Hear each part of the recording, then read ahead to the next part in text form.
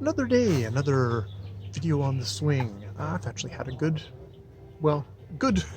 I got that joy of completion of I finished Thuvia, Maid of Mars, my part of my solitary Marsathon read along in the year of March 2020. So I am enjoying Edgar Rice's novels at the same time enjoying getting a snapshot of kind of racism, ideas of race, ideas of gender, all kind of just reflected through kind of the funhouse of kind of silly science fiction fantasy. Very well done science fiction fantasy. I was very impressed just by the end of the novel, because it's like, okay, the main point of like, oh, are Thuvia and Cathoris going to get together? And it's like, just like the second that happens, boom, the novel's over. It's like no kind of long winding up and we're going to have the wedding or anything like that. Just like bang, we're done. Maybe the wedding will happen in the next one, because they seem to do trilogies in this, and there's all sorts of stuff, I guess, left hanging of how they're going to re-weld everybody together again, and what's going to happen to the baddies, and are they going to get basically genocidally exterminated, which is what their fear is. Then again, they're baddies, so maybe that's how they would see things play out. Though you never know with someone like Edgar Rice Burroughs. Maybe it will be genocide, but cast in heroic lights. We shall have to see. I will do a full review of that, and I guess drop it on my main channel, the other channel. We'll call it the other channel. And see how that goes. Also, just reacting today, there's been a lot of stuff of just kind of a little additional stuff is J.K. Rowling and her views on trans people, and her, what I view as falling into that kind of the trap of feminists who are looking to create safe spaces for women, of kind of giving into fears to not only make it's not making things safe for women, but excluding trans women, trans people, and sort of denying their existence in a lot of ways, which is, it's unfortunately basically becoming part of the problem versus part of the solution. And I know from looking at J.K. Rowling's longer essay on the topic that if she didn't have her name, I'd be like, oh, okay, she's talking about some kind of gender dysphoria disorder. It's like, okay, look that up. Okay, that's not an actual medical disorder. That is something that somebody has coined after doing a selective study of parents' reaction to their kids questioning, whether they're male or female. The parents' reaction, not actually the kids, not actually the caregivers, and a very self-selective thing. Basically, something to it's one of those questions that answers itself, which is bad science.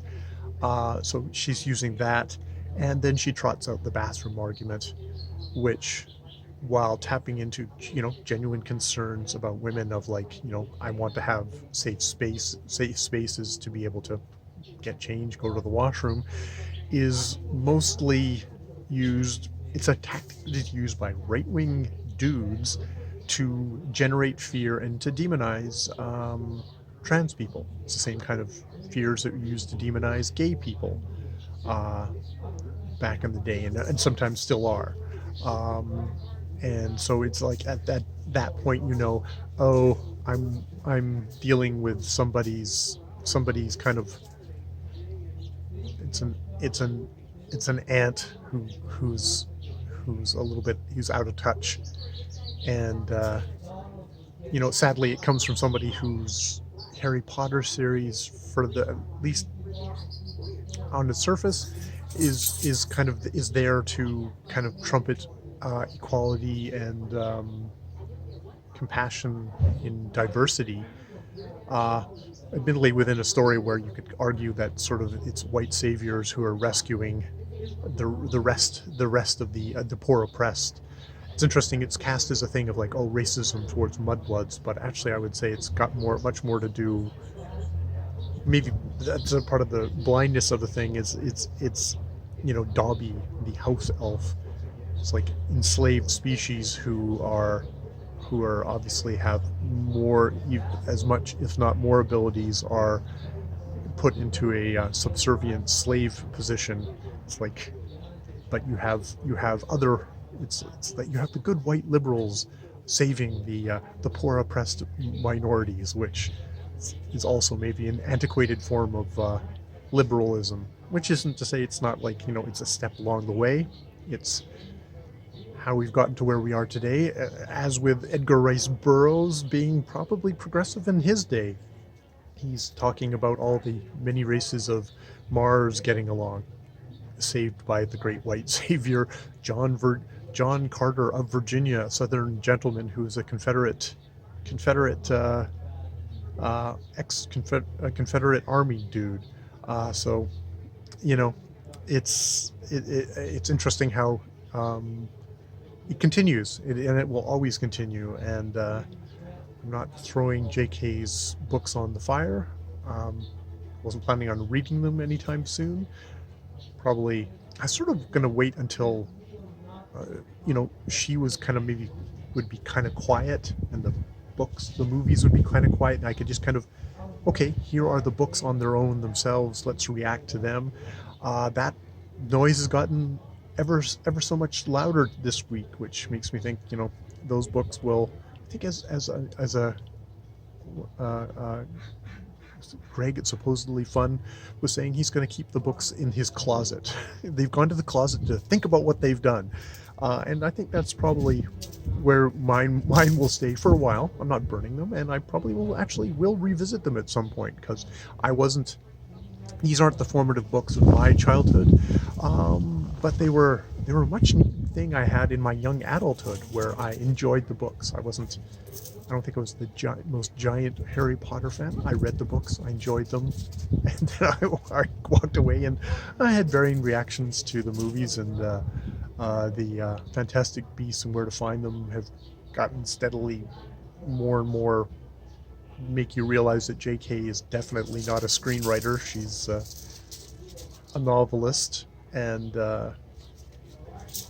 yeah, so which is to say, JK, I'm not going to listen to you on these matters. You using kind of the bathroom argument, using specious, dubious scientific stuff is sort of, those are the things that make you go, oh, okay, this isn't where to get educated on about trans people. So I will go elsewhere for that, and I'll put your books to a side when I can come back to them at some other point and just react to the books, and not to you, which is good, because I'm not really interested in what an author says as much as what they write. Of course, that she wrote this as well, so I guess it will probably come into my reading of the books the next time I get around to them in 5 or 10 or 20 years. We'll see. All right, more videos later.